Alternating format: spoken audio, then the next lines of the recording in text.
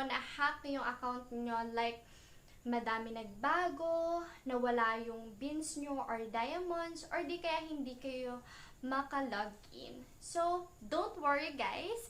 All you have to do is just click or select sign in with phone. So, once you've already submitted your request for your password, makikita nyo sa ilalim yung word na account appeal. Then, press nyo lang or click appeal now. Then, after that, there are two selection na lalabas. Account stolen and change phone number. Piliin nyo lang yung account stolen and i-fill in nyo lang yung mga necessary information na hihingin sa inyo dun sa na-hack nyo na account. Next step, just input your Bigo ID and your mobile device model na pinaglalagin nyo lagi ng inyong Bigo account. Then, ilagay nyo lang ang email address nyo na hindi pa nalilink sa kahit saang Bigo account.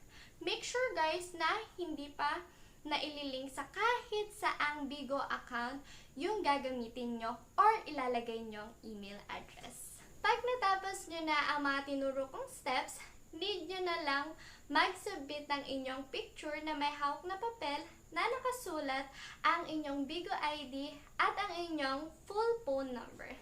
Tapos, pag na-upload nyo na, just click submit. After that, you will be notified and you have to log in using your newly linked phone number. So, ayun guys, etong mga procedures na itinuro ko sa inyo ay pwedeng mag-iba in the future. So, if you are a Bigo host, you better ask your agency manager if you have question about it. Lastly, make sure not to log into your hacked account until the process of transfer of a new number is completed. Especially if there were diamonds dun sa account nyo na ginamit ng hacker. Kasi tataas lang yung chances na mabalik lang ito sa account ninyo. So, ayun guys, pag na-hack ang account nyo, make sure na i-follow nyo yung procedures na ibinigay ko. And kapag nag-change na, i-ask nyo din yung inyong agency manager